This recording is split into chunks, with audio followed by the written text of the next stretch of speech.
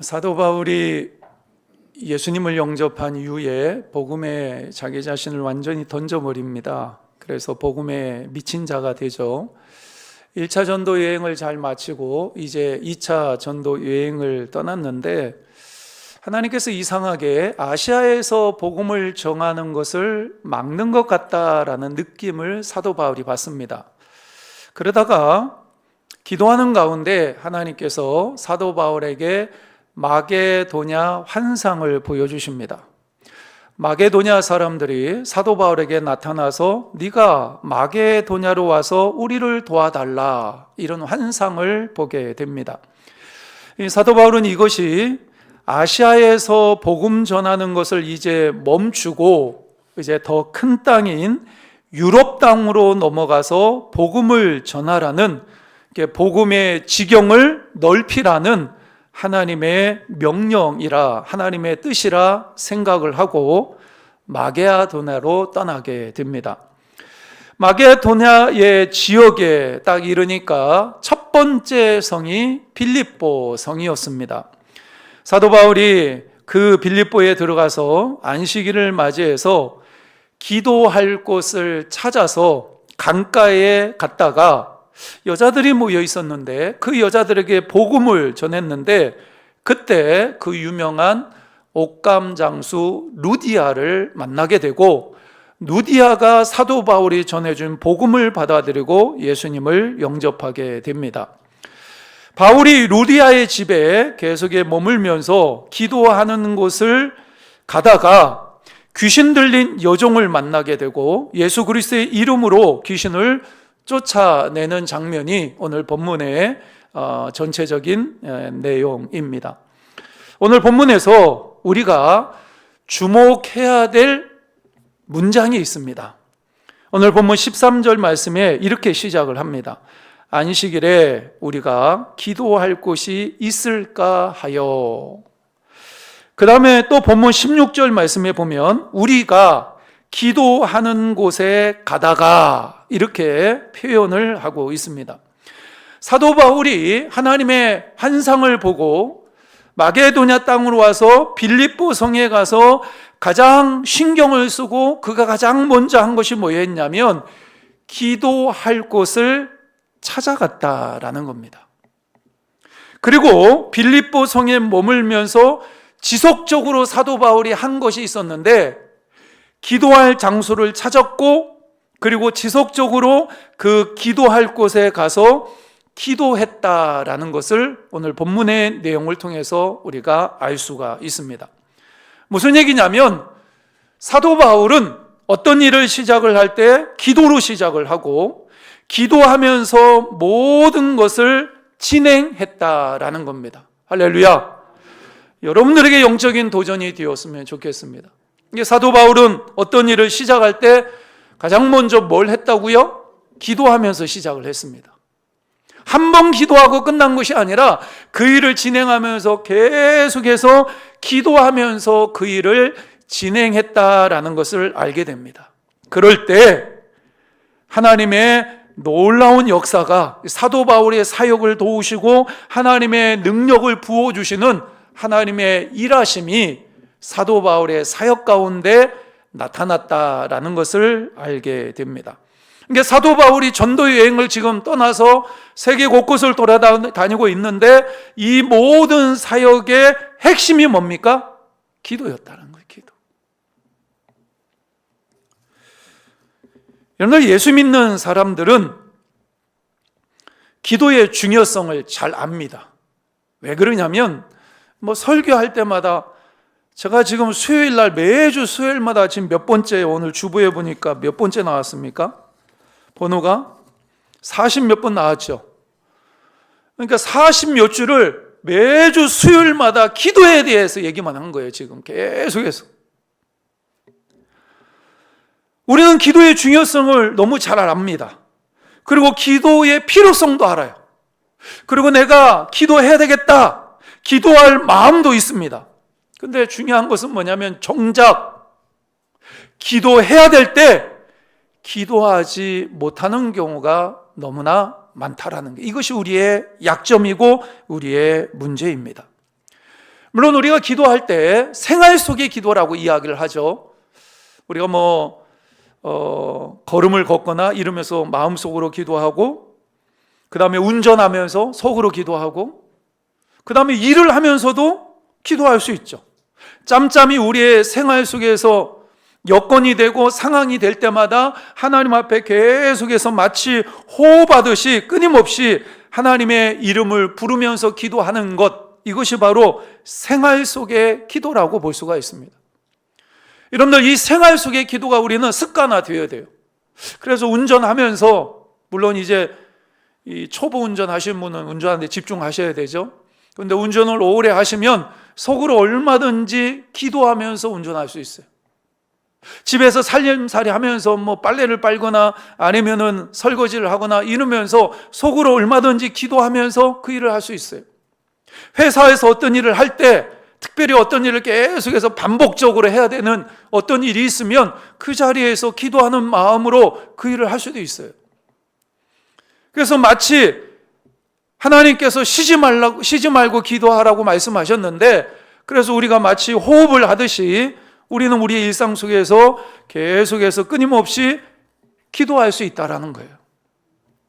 그런데 기도 생활하면서 또 하나 중요한 것이 있습니다. 그게 뭐냐면, 그것은 일정한 장소와 일정한 시간을 정해놓고 규칙적이고 집중적으로 기도해야 된다라는 거예요. 이것도 반드시 필요하다라는 것입니다. 오늘 본문의 사도 바울이 그렇게 했어요. 먼저 빌립보라는 도시에 들어가니까 사도 바울이 가장 먼저 찾은 곳이 뭐냐면, 내가 어디 가면 기도할 수 있을까? 기도할 곳을 찾아서 장소를 정했어요. 그리고 정해진 시간에 규칙적으로 그 자리에 나가서 사도 바울이 기도했다라는 것을 알 수가 있습니다. 예수님도 마찬가지입니다. 예수님이 얼마나 바쁘고 분주하고 얼마나 피곤했어요. 그러나 성경에 보면 예수님은 습관에 따라서 새벽 미명에 감람산에 올라가셔서 규칙적으로 기도했다라는 사실을 알 수가 있습니다. 다니엘도 마찬가지예요. 집에서 기도 골방을 만들어 놓고 정해진 시간에 하루에 3번씩 예루살렘 성을 향하여 하나님 앞에 다니엘이 기도한 것을 알게 됩니다. 모두 다 일정한 장소가 있었고 일정한 시간이 있었고, 그래서 그 정해진 장소에서 정해진 시간에 하나님 앞에 집중적으로 하나님 앞에 기도했다라는 것을 알 수가 있습니다. 여러분들, 우리에게도 이런 장소와 이런 시간이 필요합니다. 저는 가장 좋은 시간이 새벽을 깨우는 거라고 생각을 합니다.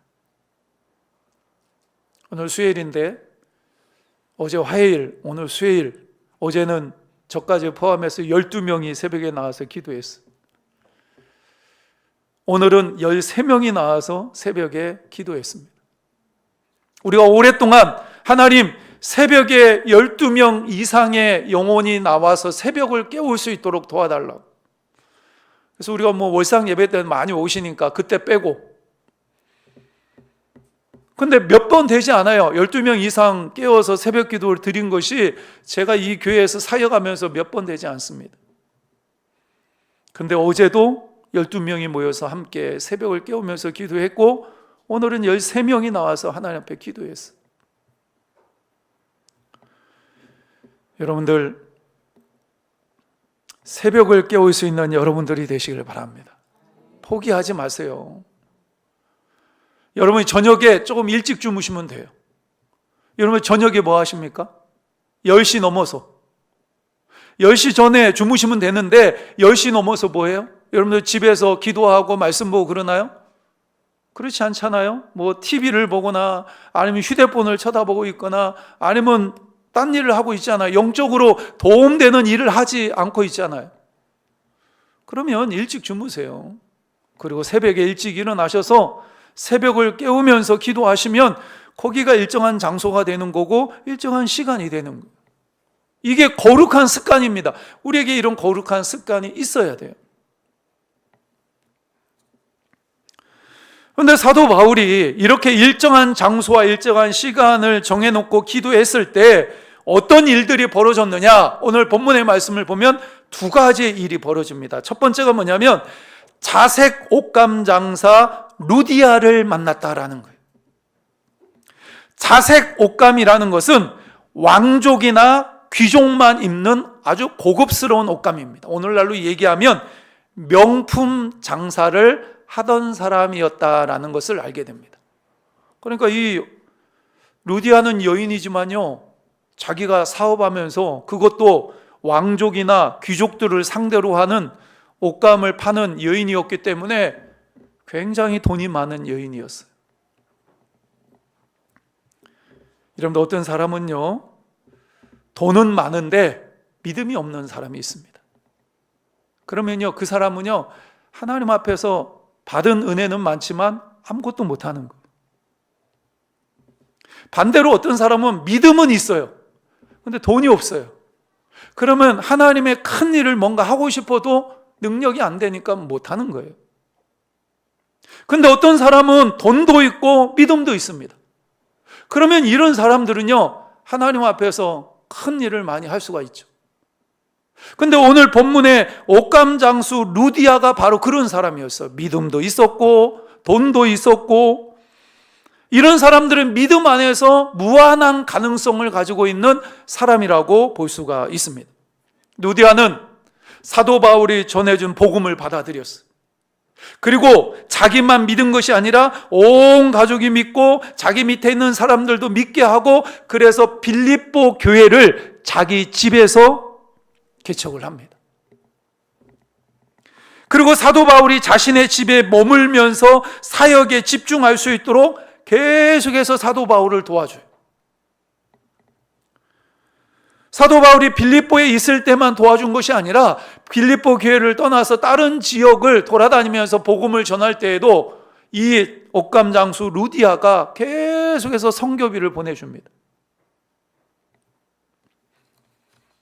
여러분들, 사도 바울에게 있어서 이 루디아가 얼마나 큰 도움이 되었겠어요.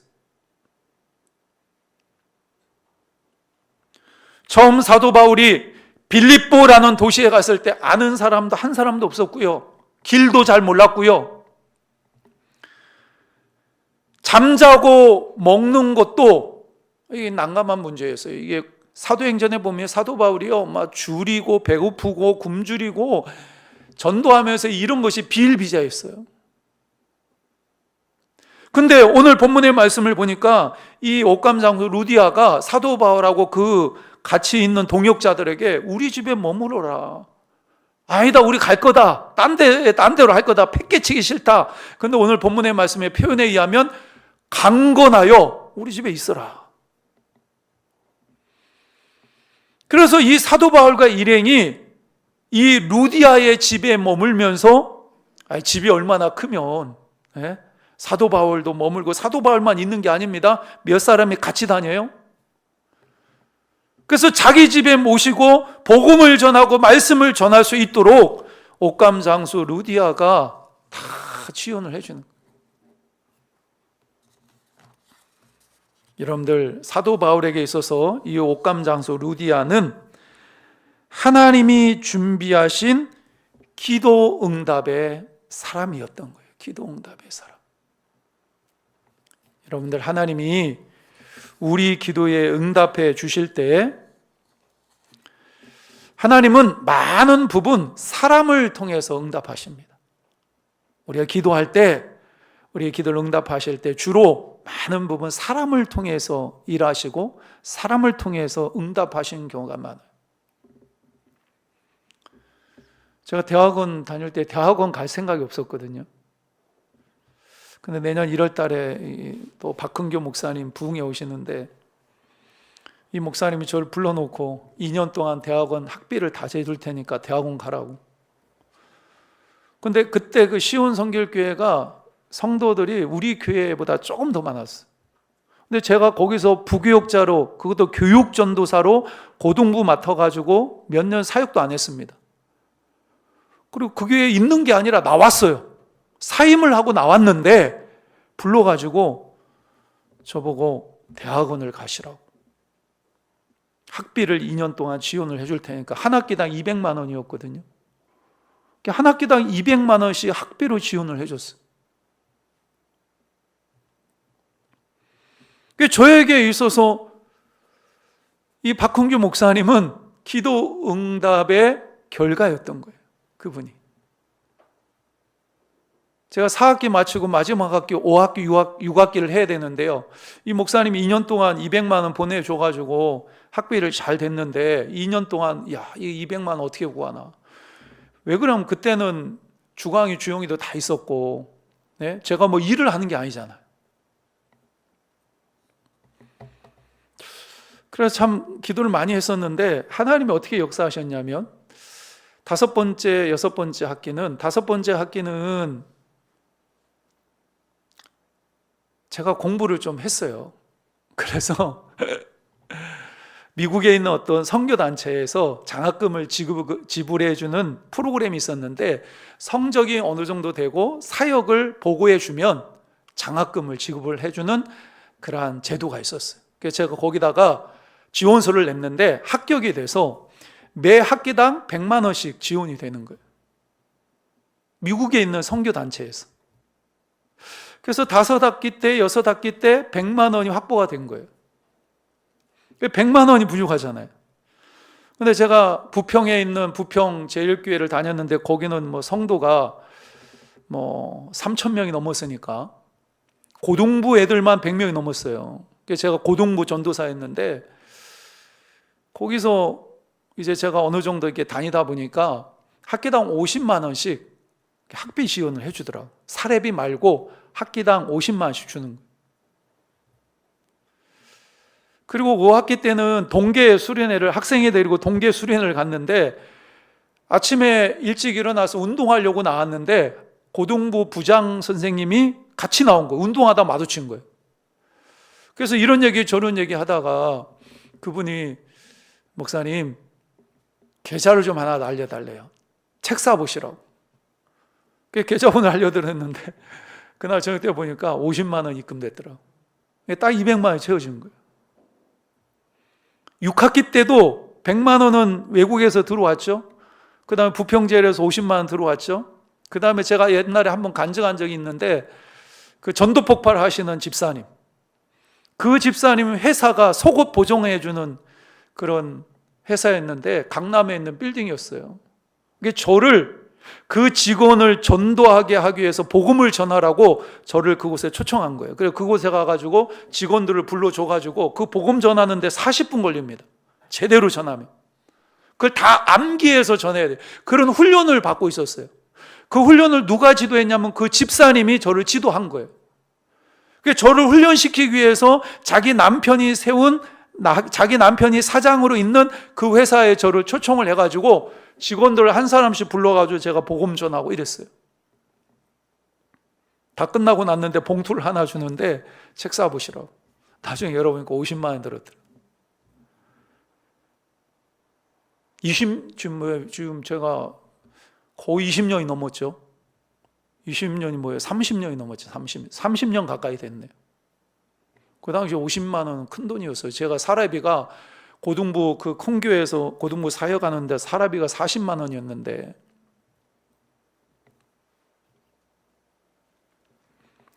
이번에 우리 정국현 집사님 수술하시고 이러는데 삼성병원을 가야 되는데 갔다가 그냥 왔어요. 의사도 못 보고. 예약 날짜만. 근데 예약 날짜가 거의 한 달 뒤에나 의사 얼굴 보는 거예요.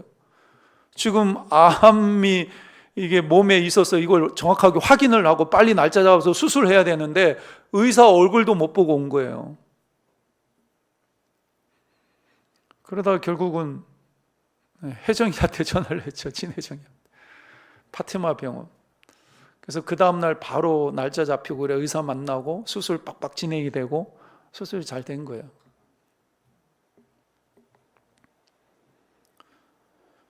우리가 기도할 때 하나님은 많은 부분 사람을 통해서 응답하십니다.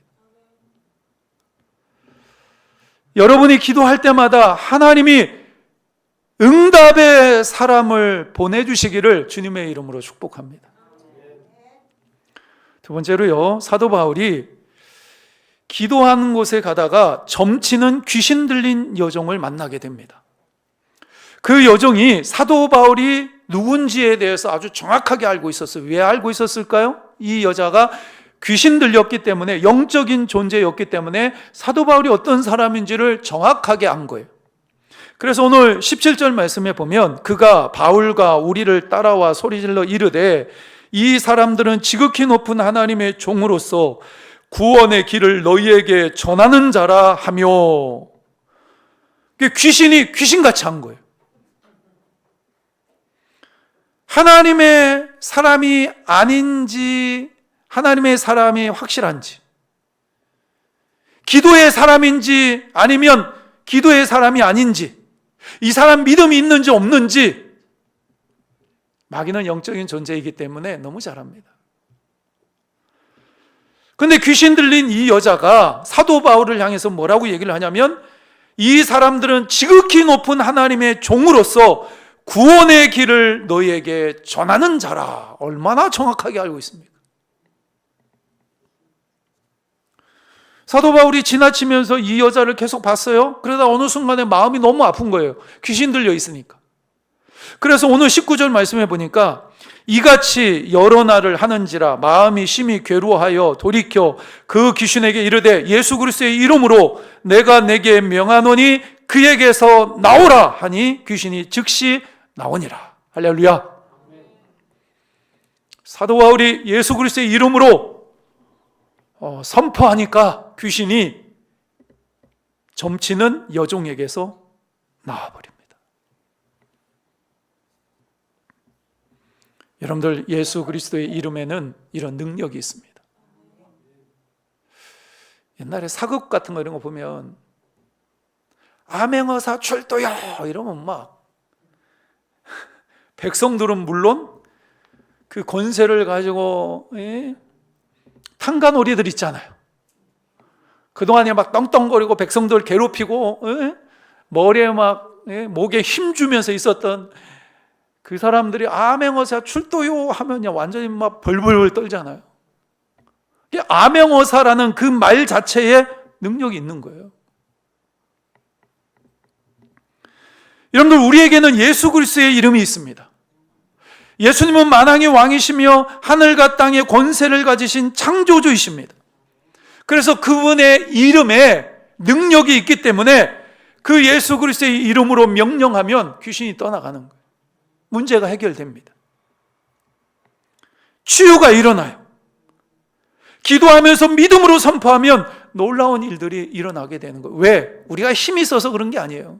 예수 그리스도 그 이름 자체가 힘이 있고 능력이 있기 때문에 그렇습니다. 어떤 목사님이 부임해가지고 대신방을 이렇게 하는데 어떤 이제 노처녀로 있다가 늦게 결혼한 부부가 있었어요.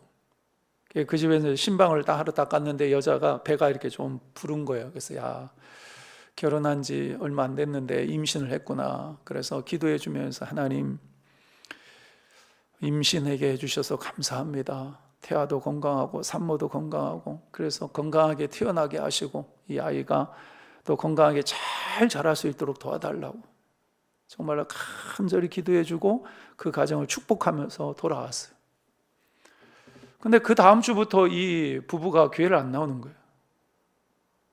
이유를 알고 보니까 그 여인의 배가 똥배였던 거예요. 아기를 임신을 해서 배가 나온 게 아니라 살이 쪄서 그냥 배가 좀 나온 거예요. 그런데 목사님이 그것도 모르고 그냥 지레짐작으로 그렇게 기도했으니까 이 여자가 창피하기도 하고, 거기다가 나이가 먹어서 결혼한 지 3년이나 지났는데 아이가 안 생겨가지고 마음이 속상한데 목사님이 그렇게 기도하고 가니까 목사님이 그 얘기를 듣고 나니까 얼마나 난처합니까? 얼마나 난처해요. 목사님은 어떻게 하겠어요? 그냥 계속해서 이제 기도하는 수밖에 없는 거예요. 기도하는 수밖에. 근데 몇 주 지나지 않아서 이 부부가 교회를 나왔어요. 그러면서 하는 말이 뭐냐면, 목사님 정말로 임신했어요. 목사님이 그렇게 기도해 주시고 갔는데 얼마 지나지 않아서 좀 이상해서 병원에 가니까 정말로 임신했어요, 목사님. 그러면서 선물까지 준비해가지고 목사님을 찾아왔다라는 거예요.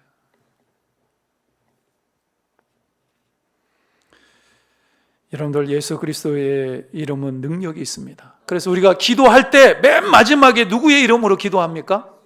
예수님의 이름으로. 왜 우리가 예수님의 이름으로 기도할까요? 그 이름 자체가 능력이 있기 때문에 그런 거예요.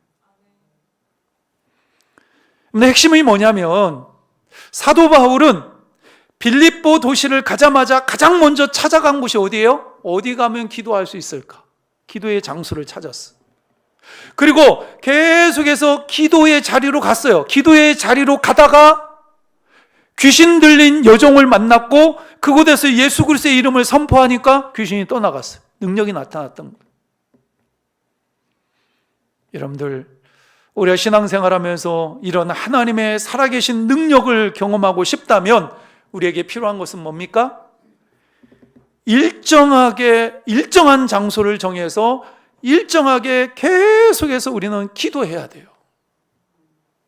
그게 있으면 이런 하나님의 놀라운 능력을 경험할 수가 있습니다. 여러분 모두가 사도 바울처럼 이런 기도의 사람들이 되시기를 주님의 이름으로 축복합니다. 하나님 아버지, 감사합니다. 사도 바울은 하나님의 음성을 들었고 하나님의 말씀 앞에 순종해서 힘들고 어렵지만 유럽 땅으로 들어가 복음을 전하기로 작정합니다. 그가 빌립보 도시에 들어가서 가장 먼저 찾았던 것은 기도하는 자리였고, 그리고 지속적으로 그 기도의 자리로 나아가다가 귀신 들린 여종을 고치는 것을 봅니다.